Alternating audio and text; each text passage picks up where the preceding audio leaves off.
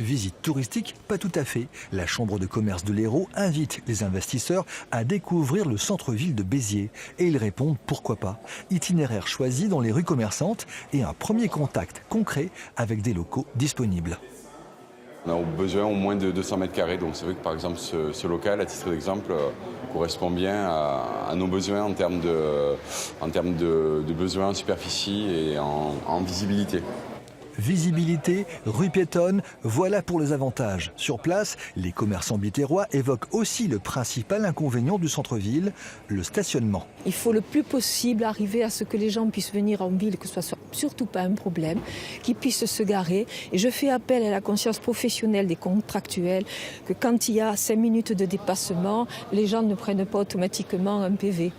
1h30 à pied dans les rues du centre et finalement peu de magasins à l'abandon. En 2015, le taux de commerce vacant était de 24%. Aujourd'hui, 17%. La moyenne nationale est à 7%.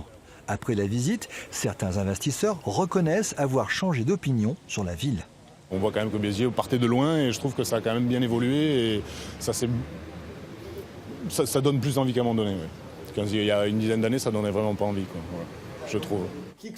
Et si les enseignes hésitent encore à s'installer à Béziers, le maire déploie un argument massu, le prix. Je vous garantis que si vous avez envie de faire un bon placement, plutôt que le livret A, venez mettre votre argent à Béziers, vous ne le regretterez pas. Et pour les commerçants, c'est la même chose.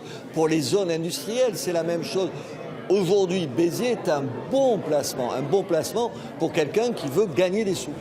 Si l'attractivité de Montpellier n'est plus à démontrer, la CCI de l'Hérault défend davantage les villes moyennes. Elle l'a fait pour Béziers, mais également pour Sète.